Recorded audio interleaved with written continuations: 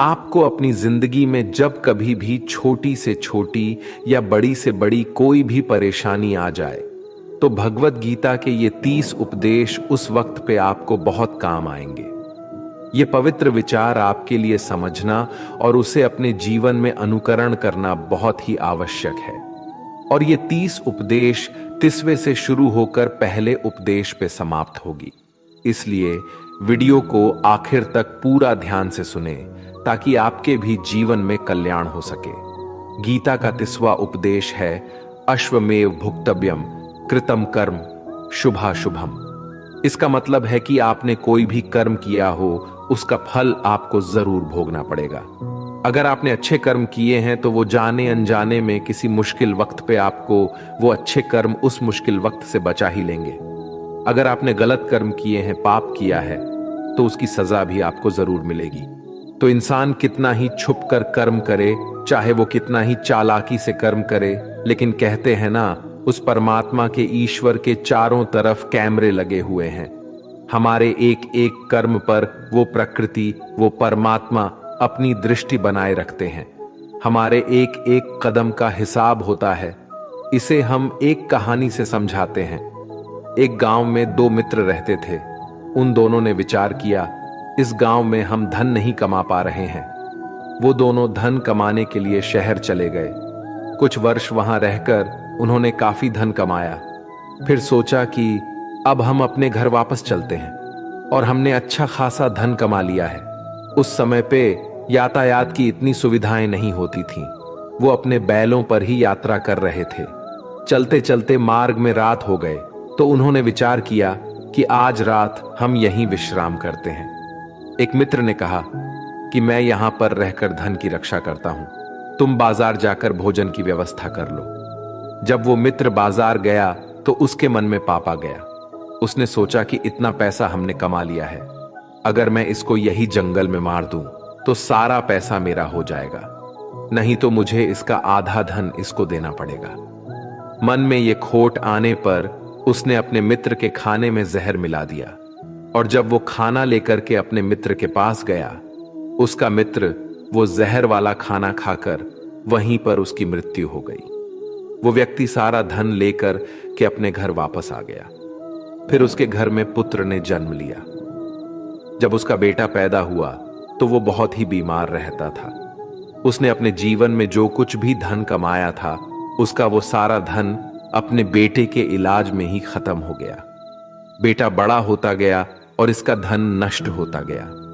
जब उसका बेटा थोड़ा और बड़ा हो गया तो उसके पिता ने पूछा कि बेटा, तू इतना बीमार क्यों रहता है? तू ठीक क्यों नहीं होता? मैंने अपनी जिंदगी का सब कुछ तुझ पर लगा दिया है, फिर भी तेरी तबीयत ठीक नहीं रहती। तो उसके बेटे ने बोला, कौन सा बेटा और कौन सा पिता? मैं तो तेरा वही मित्र हूं जिसको तूने जंगल में जहर देकर मार दिया था। मैंने अपना वही हिसाब पूरा करने के लिए तेरे पुत्र के रूप में तेरे ही घर में आया हूं। अब मेरा तेरा हिसाब बराबर। अब मेरा जीवन यहीं समाप्त होता है। तो गीता का उपदेश हमें यही सिखाता है, कोई अपने आप को कितना भी चालबाज समझता हो, होशियार समझता हो, लेकिन अगर उसने गलत कर्म किया है, चाहे आज नहीं तो कल उसे उसका फल भोगना ही पड़ता है। कोई भी व्यक्ति अपने किए हुए कर्म से बिना उसको भोगे कभी छूट नहीं सकता। गीता का 29वां उपदेश है कि आपके सारे दुखों का कारण किसी को अपना मानना है। आप कभी गौर करना, आपकी जिंदगी के सारे दुख, सारी तकलीफें, सारी चिंताएं वहीं से आते हैं जहां आपका अपमान होता है कि ये मेरा है, ये मेरा अपना है। यहीं से आपकी जिंदगी में दुख का आना शुरू हो जाता है। इसे एक छोटी सी कहानी से समझते हैं। एक व्यक्ति के पास एक बहुत बड़ा महल था। उसने जिंदगी भर की सारी संपत्ति लगाकर उस महल को बनाया था। आसपास के शहरों के कई लोग उसके महल को देखने आते थे। कई बड़े बड़े सेठ उसके महल को खरीदने की कोशिश करते थे। इसलिए वो महल उसका अहंकार हो गया, उसके जीने की वजह था। उसका उस महल से बहुत लगाव था। एक दिन उसके महल में आग लग गई और वो कहीं बाजार गया हुआ था। जब वो घर लौट कर आया तो उसने देखा कि उसका महल तो आग में जल रहा है। अपने घर को आग में जलता हुआ देखकर उसे इतना दुख हुआ। उसने कहा, अगर ये महल नहीं रहेगा तो मैं भी जिंदा नहीं रहूंगा। अगर मेरा महल ही जलकर राख हो जाएगा तो मैं जी कर क्या करूंगा। वो भी उसी आग में छलांग लगाने की कोशिश करने लगा तो किसी दूसरे व्यक्ति ने उसे रोक लिया और कहा कि भाई, ये जो तुम्हारा महल है, इस महल को तुम्हारे कल बेटे ने किसी और को बेच आया है। जब उसे पता चला कि ये महल अब मेरा नहीं किसी और का हो चुका है तो उसकी सारी चिंता खत्म हो गई। जैसे और लोग उस जलते हुए महल को देखकर तमाशा देख रहे थे, वैसे ये भी खड़ा हो गया। इतने ही देर में उसका बेटा आया। वो अपने बेटे को देखकर बहुत खुश हुआ। उसे आशीर्वाद देने लगा कि तेरे जैसा बेटा तो बहुत भाग्य वाले माता पिता को मिलता है। तुमने तो मेरी जिंदगी बचा ही ली। आज इस घर में आग लग रही थी और तूने कल ही इसका सौदा कर दिया। वो अपने पिताजी से कहने लगा कि पिताजी, इस महल के सौदे के लिए बात तो करने गया था, पर सौदा कभी पक्का हुआ ही नहीं है। जब उसके पिता ने यह सुना कि अभी इस महल का सौदा हुआ ही नहीं है तो वो दोबारा से फूट फूट कर रोने लगा और अपनी छाती पीटने लगा। महल वही है, इंसान वही है, लेकिन जब महल मेरा है तब वो दुख भी देता है, खुशी भी देता है। लेकिन जब वो मेरा नहीं है, उससे मेरा कोई रिश्ता नहीं है, तो सारे दुख खत्म हो जाते हैं। ऐसे ही जिंदगी में जब किसी जगह, किसी इंसान को, किसी रिश्ते को, किसी काम को हम अपना मान लेते हैं, मेरा मान लेते हैं, वो वहीं से सारे दुखों की शुरुआत होती है, वहीं से हर तकलीफ की शुरुआत होती है। तो श्रीमद् भगवद गीता का ये 29वां उपदेश यही कहता है कि आप जैसे ही किसी को अपनी जिंदगी जीने की वजह मान लेते हो, इसके बिना तो मैं जी ही नहीं सकता, तो फिर वो चीज, वो इंसान, वो काम आपको बहुत दुख देता है। दोस्तों, इससे पहले कि हम 28वें उपदेश पर जाए, आपसे विनती है कि अगर आप इस वीडियो से कुछ भी सीख रहे हैं तो इस वीडियो को एक लाइक कर दीजिए और इस चैनल को सब्सक्राइब कर लीजिए। तो फिर चलिए आगे बढ़ते हैं। गीता का 28वां उपदेश है कि आज मैं जियो। हल्की चिंता करना छोड़ दो। जो भी व्यक्ति अपनी बीते हुए कल या अपने आने वाले कल में खोया हुआ रहता है, वो जिंदगी में कभी खुश नहीं रह सकता। आपको जिंदगी में खुशी सिर्फ और सिर्फ तब मिल सकती है जब आप वर्तमान में जी सके, आज के आनंद को जी सके। बीते हुए कल और आने वाले कल का कोई वास्तविक अस्तित्व नहीं होता। वो सिर्फ आपकी बुद्धि और आपके विचारों में होता है। उसे सिर्फ आप अपने मन के अंदर और बुद्धि के अंदर जीते हैं। उसकी कोई वास्तविकता इतनी नहीं होती। उसे सिर्फ आप अपने मन के अंदर और बुद्धि के अंदर जीते हैं। लेकिन जिससे आप वास्तविकता में जीते हैं, वो आपका आज होता है, वो आपका चल रहा पल होता है। अगर आप अपने मन और बुद्धि को अपने भूतकाल और भविष्य काल में अटका कर रखेंगे तो याद रखना, आप कभी खुश नहीं रह पाएंगे। और अगर जिंदगी में खुश रहना चाहते हैं तो आज में और इसी पल में जीना सीखें। गीता का 27वां उपदेश है कि जो आपके साथ अधर्म करे, पाप करे, गलत करे, उसे दंड जरूर देना चाहिए। अगर आप उसे सहते हैं तो वो आपके साथ और गलत करता रहेगा। अगर आप उसे सहते हैं तो उसके पाप में आप भी भागीदार हो जाएंगे। अर्जुन श्री कृष्ण से कहने लगे कि जिनसे मैं युद्ध करने जा रहा हूं, ये सब मेरे भाई हैं, मेरे गुरुजन हैं। मैं इनके सामने कैसे हथियार उठाऊं, इनको कैसे मारूं? तो भगवान श्री कृष्ण ने अर्जुन से कहा कि जिन्हें तुम अपना मानते हो वो सभी अधर्मी हैं, वो पाप के पक्ष में खड़े हैं, और अगर तुम इनका वध नहीं करोगे, युद्ध नहीं करोगे, तो समाज में और भी पाप बढ़ जाएंगे। क्योंकि जब कोई ऐसे पापियों को नहीं रोकता है तो ये और भी ज्यादा पाप करते हैं। ऐसे ही जब आपके साथ कोई गलत करता है, आपको चोट पहुंचाता है, दुख पहुंचाता है, और वही आप चुपचाप रहते हो, तो उससे सामने वाले का मनोबल बढ़ जाता है। वो आपको कमजोर समझने लगता है और आपके साथ गलत करने का वो अपना हक समझने लगता है। लेकिन जब आप उसके गलत व्यवहार को, उसके अधर्म को रोक लेते हैं, उसका विरोध करते हैं, तब वो अपनी सीमा में रहना सीख जाता है। और यही कलयुग है। अगर इस जमाने में आपको खुश रहना है तो आपको अपनी रक्षा खुद ही करनी होगी। कोई आपके साथ गलत करे तो उसको कभी नहीं सहना रहना चाहिए, बल्कि उसका सामना करना चाहिए। गीता का 26वां उपदेश है कि किसी से भी हद से ज्यादा मोह कभी नहीं करना चाहिए। जिससे भी आप सबसे ज्यादा मोह लगाओगे, देखना वो आपको अवश्य रुलाएगा। मोह की वजह से ही आप किसी के पीछे मरते रहते हैं। मोह की वजह से ही आपको कई बार अपमान भी सहना पड़ता है, और कई लोगों को मोह की वजह से ही अपना अपमान दिखता भी नहीं है कि सामने वाला मेरी इज्जत तक नहीं कर रहा और मैं इसके पीछे मरा जा रहा हूं। वो आपकी आंखों पे ऐसी पट्टी लगा देता है कि आपको सच और झूठ दिखाई ही नहीं देता। आपको किसी इंसान का चेहरा दिखाई नहीं देता। आप जो देखते हैं, जो सुनते हैं, उसी पर यकीन करने लगते हैं, फिर चाहे आपको कितना ही दर्द मिल रहा हो। अगर आप किसी इंसान को ठीक से समझना चाहते हैं, उसकी सच्चाइयों को जानना चाहते हैं, तो उसके लिए बहुत जरूरी है कि आप उसके मोह से जल्द बाहर आ जाएं।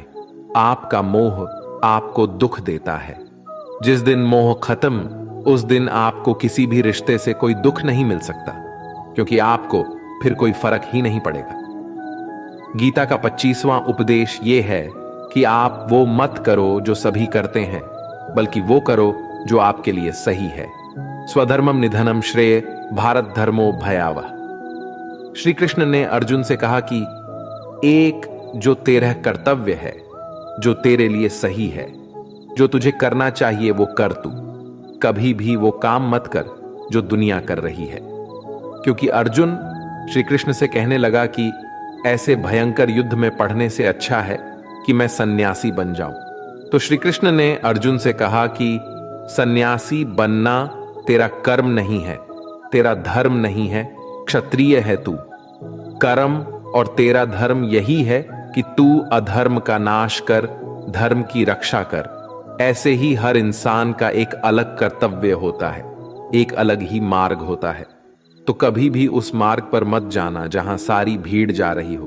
कभी भी वो काम मत करो जो दुनिया करती है, कि आजकल का ये ट्रेंड हो गया है, ये फैशन हो गया है, सब करते हैं इसलिए हम भी कर रहे हैं। सारी भीड़ यही काम कर रही है इसलिए हम भी कर रहे हैं।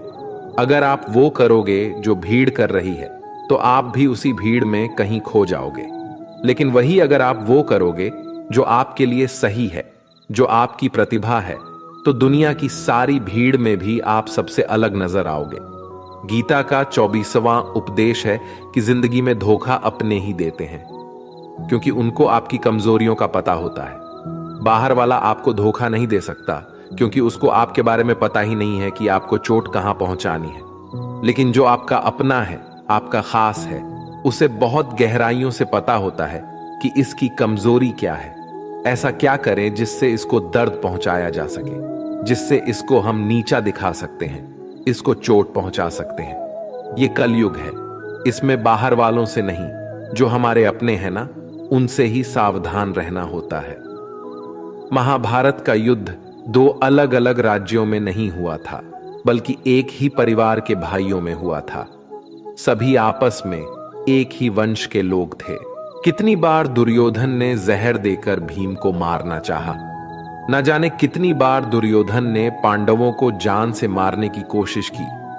वो उसका कोई पराया नहीं था, बल्कि उसका भाई था। सारी लड़ाइयां घर के अंदर ही होती हैं, बाहर कौन लड़ेगा? हमसे घर में ही सारे झगड़े होते हैं। तो आपको चोट सिर्फ वही लोग पहुंचा सकते हैं जो आपके अपने हैं। आपको धोखा सिर्फ वही लोग दे सकते हैं जो आपके अपने हैं।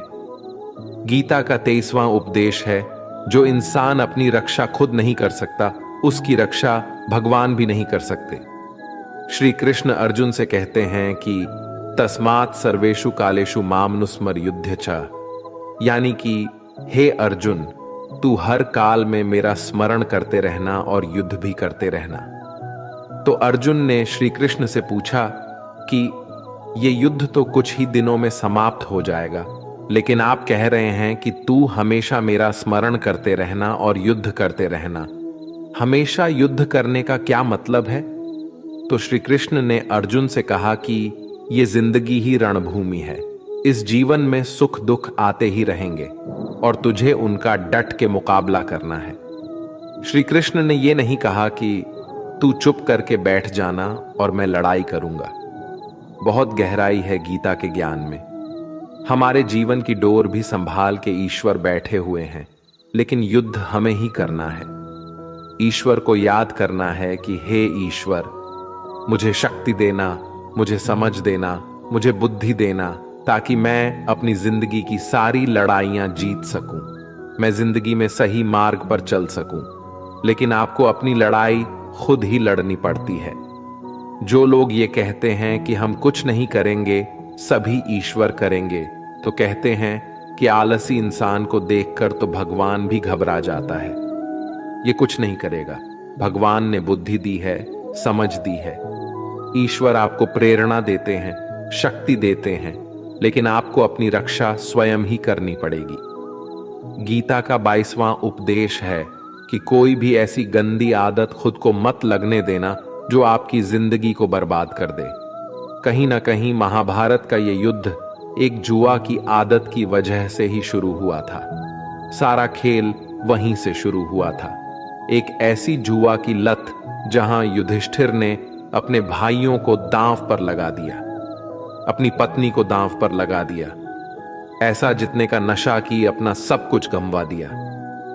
ऐसे ही हम भी अपनी जिंदगी में जब कोई ऐसी गंदी आदत लगा देते हैं, चाहे वो कोई भी हो, चाहे वो नशे की हो, मोबाइल की हो, किसी इंसान की हो, कोई गलत काम करने की हो, कोई भी गलत आदत जो आपको बर्बाद कर सकती है, अगर आप उसको नहीं छोड़ेंगे तो आपका सब कुछ खत्म हो जाएगा।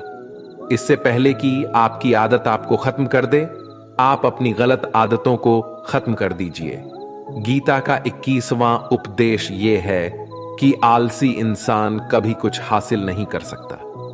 अधिकतर लोग सिर्फ योजनाएं ही बनाते रहते हैं कि मुझे बड़ा घर चाहिए, मुझे बड़ी गाड़ी चाहिए, मैं दुनिया घूमना चाहता हूं, मुझे ये चाहिए वो चाहिए। ये हर कोई सोच लेता है, लेकिन उस पर मेहनत करना, अपना कर्म करना वो नहीं करते। क्योंकि चाहना तो बहुत आसान है, लेकिन उसके लिए कर्म करते रहना वो बहुत मुश्किल है। हर कोई चाहता है कि मेरा शरीर फिट हो, लेकिन उसके लिए एक्सरसाइज करना वो आपको ही करना होगा। जो इंसान आलसी बन के बैठा रहता है तो उसे ना ही अच्छा शरीर मिलता है और ना ही अच्छा जीवन मिलता है। तो अगर जिंदगी में कुछ पाना चाहते हो तो आलस्य को अपनी जिंदगी से दूर कर देना। आलस्य के चलते ही आपको कुछ मिलने वाला तो नहीं, लेकिन जो आपके पास है ना, वो भी गवा दोगे।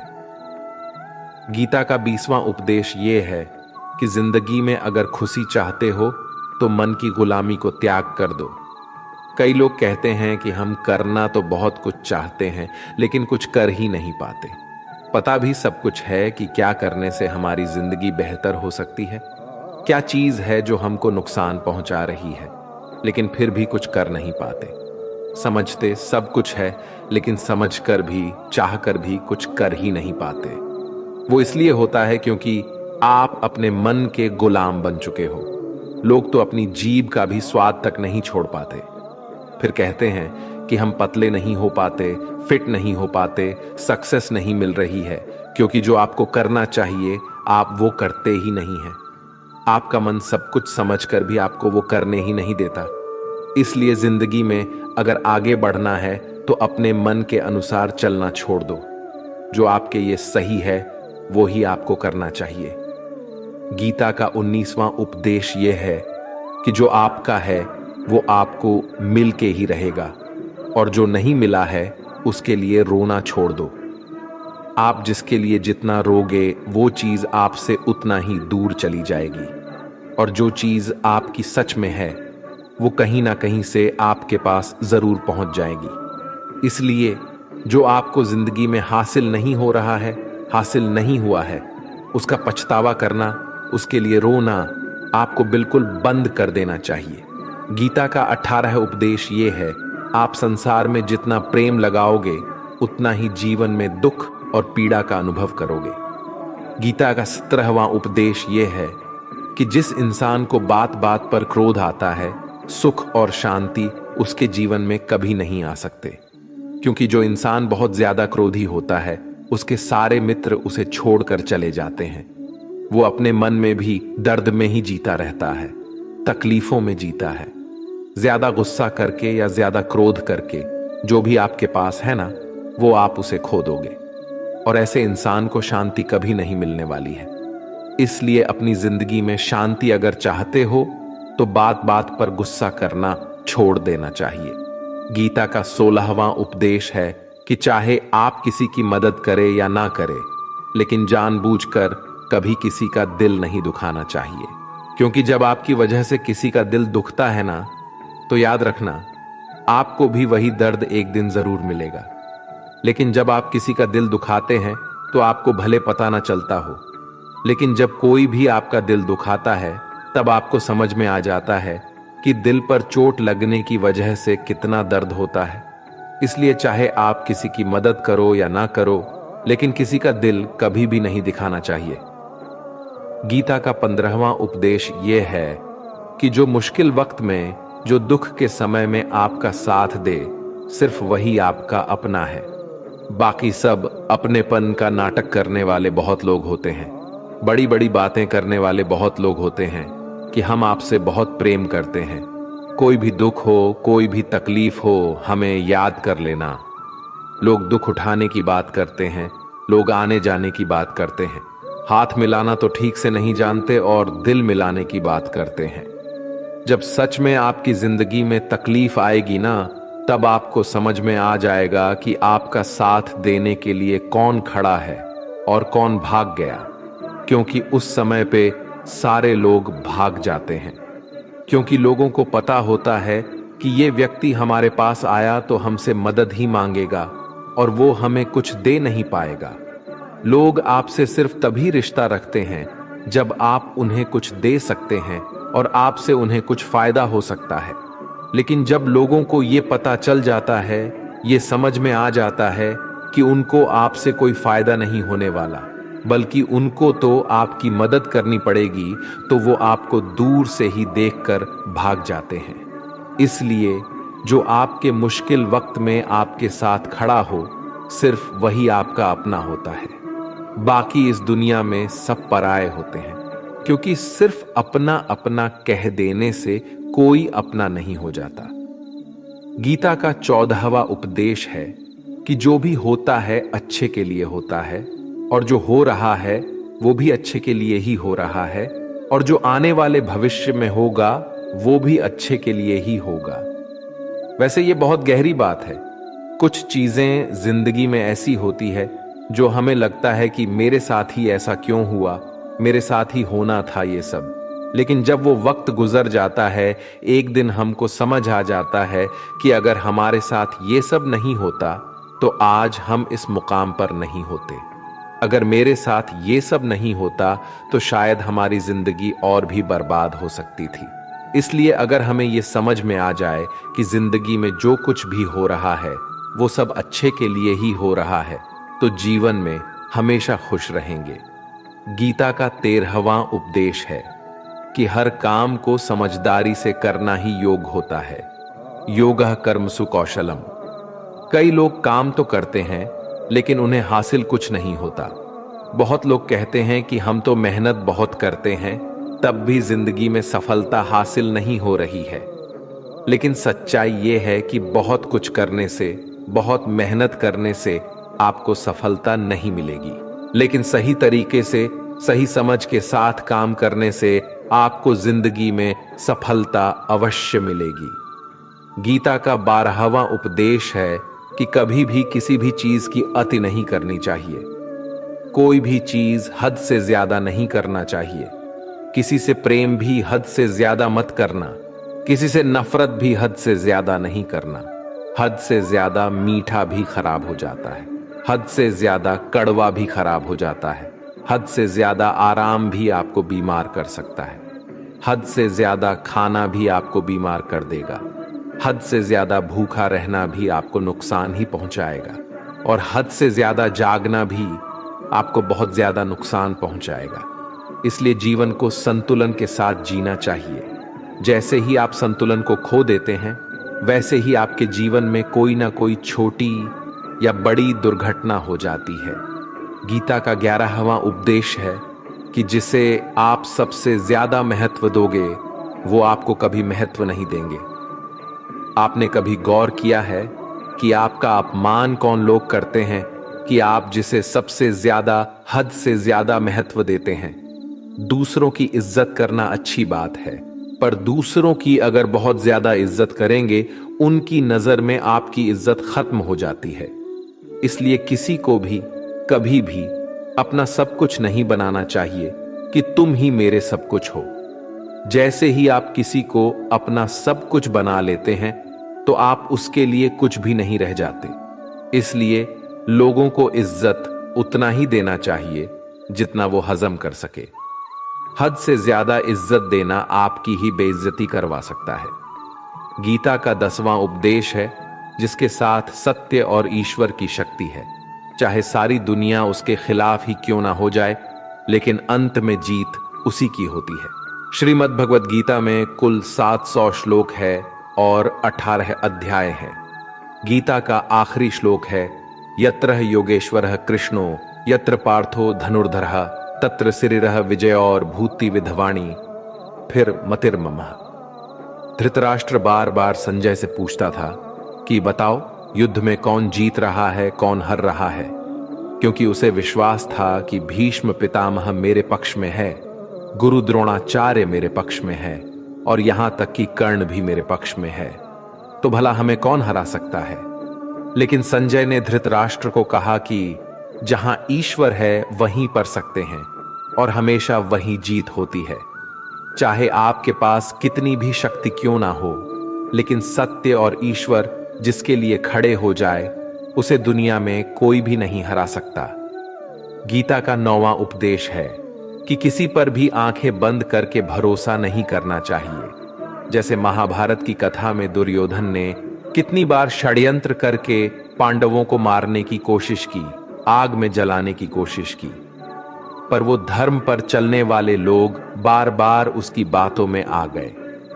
ये बात और है कि ईश्वर उनकी रक्षा कर रहे थे, पर जिसे वो अपना भाई समझ रहे थे, जिससे वो अपना सगा समझ रहे थे, जिस पे वो भरोसा कर रहे थे, वही उनकी मृत्यु करवाना चाहता था। इसलिए भरोसा करते समय अपनी आंखें जरूर खुली रखनी चाहिए। गीता का 8वां उपदेश है कि जीवन में वैसे तो लड़ाई झगड़े से बचना चाहिए, लेकिन जब बात आपके चरित्र, सम्मान और अधिकार की हो, तो लड़ना भी चाहिए। अर्जुन भी महाभारत का युद्ध करना नहीं चाहते थे, क्योंकि सामने उसके अपने खड़े थे। लेकिन श्री कृष्ण ने उन्हें उपदेश दिया कि यहां पर बात लड़ाई की नहीं है, तेरे सम्मान की है, तेरे चरित्र की है, तेरे अधिकार की है। जो द्रौपदी के साथ कौरवों ने भरी सभा में अपमान किया, उसे नग्न करने की कोशिश की, इतना बड़ा अधर्म किया, वो तुम्हें कभी नहीं सहना चाहिए। इसलिए बात जब आपके चरित्र पर आ जाए, आपके सम्मान पे आ जाए, तो चाहे वो अपना ही क्यों ना हो, आपको उसके साथ अवश्य ही लड़ना चाहिए।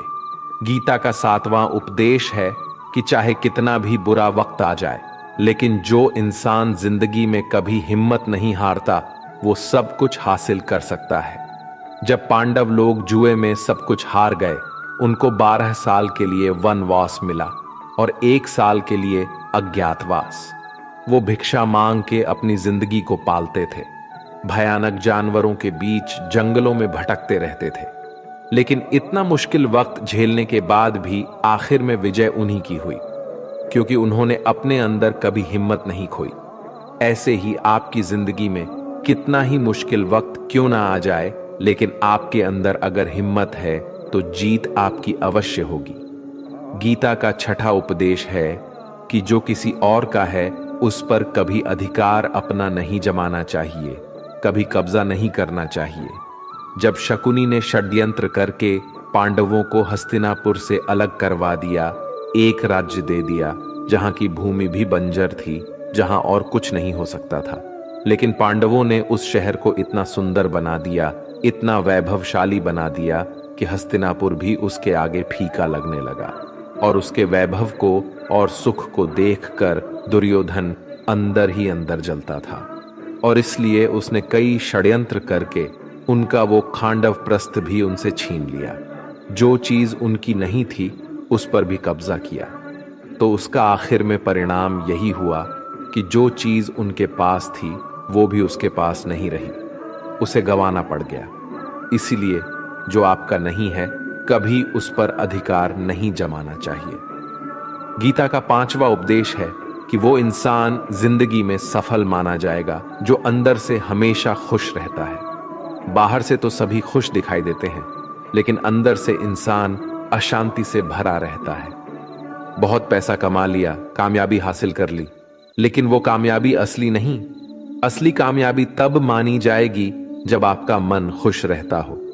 गीता का 4था उद्देश्य यह है कि आप जैसा अन्न खाओगे वैसा ही आपका मन और आपकी बुद्धि होगी। अब वैसा ही कर्म करोगे और वैसा ही आचरण करोगे। सात्विक अन्न खाओगे तो आपका मन भी सात्विक होगा, सात्विक व्यवहार भी करोगे, सोच भी आपकी अच्छी होगी। श्री कृष्ण ने भागवत गीता में सात्विक, राजसी और तामसी इन तीनों आहारों का विस्तार से वर्णन किया है कि क्या खाना चाहिए, क्या नहीं खाना चाहिए। पर इसका निचोड़ यही है कि जो मनुष्य सात्विकता से भोजन करता है उसे जीवन में सुख और शांति अवश्य मिलते हैं। गीता का 3रा उपदेश है कि बुरा इंसान कभी अपनी बुराई नहीं छोड़ेगा। चाहे आप उसके साथ कितना भी अच्छा चलो, वो आपको तकलीफें अवश्य ही देगा। इसलिए जो जैसा है आप उसके साथ वैसा ही व्यवहार करें। बुरे इंसान के साथ आप कितना भी अच्छा बन जाओ, वो कभी अच्छा नहीं बनने वाला। दुर्योधन जंगल में पांडवों को मारने के लिए गया था, लेकिन वहां पर भी लोगों ने दुर्योधन को पकड़ लिया। उसका मित्र कर्ण भी उसे छोड़कर भाग गया।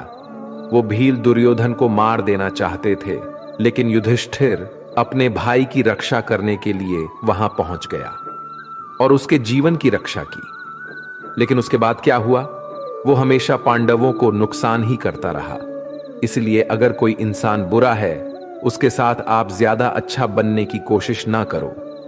जो जैसा है उसके साथ वैसा ही व्यवहार करो। गीता का 2रा उपदेश है कि मृत्यु से डरना व्यर्थ है। हर व्यक्ति के मन में मृत्यु का भय होता है। इस संसार का जब से निर्माण हुआ है तब से जन्म मृत्यु का चक्र चला आ रहा है। यह प्रकृति का नियम है। इस सत्य को स्वीकार करके भय मुक्त होकर आज में जीना चाहिए। किसी को भी आने वाले पल के बारे में कुछ नहीं पता होता, लेकिन इस संशय में भयभीत रहने से जीवन नहीं दिया जा सकता। गीता का पहला उपदेश है कि जो इंसान अपने कर्मों को समय पर खत्म नहीं करता, समय की कद्र नहीं करता, उसकी जिंदगी का सारा समय व्यर्थ ही समाप्त हो जाता है, क्योंकि समय ही आपका जीवन है। अगर आप अपने समय को व्यर्थ में नष्ट करते रहेंगे और उसे गवाह देंगे तो आपको जीवन में कुछ भी हासिल नहीं होगा। अगर कुछ जिंदगी में पाना चाहते हैं तो समय की कदर अवश्य करना सीखो। जो भी व्यक्ति गीता के इन 30 उपदेशों को रोज सुनेगा, समझेगा, तो जिंदगी की कितनी भी मुश्किल से मुश्किल घड़ी क्यों ना आ जाए, उसे ऐसे मुश्किल वक्त में भी रास्ता अवश्य मिलेगा। दोस्तों, अगर आपने इस वीडियो से कुछ भी सीखा हो तो इस वीडियो को एक लाइक कर दीजिए और कमेंट में जय श्री राधे कृष्णा अवश्य लिखिए। और इस चैनल पर नए हैं तो चैनल को सब्सक्राइब करके नोटिफिकेशन बेल आइकॉन को ऑल पर सेलेक्ट कर लीजिए। धन्यवाद। जय श्री कृष्णा।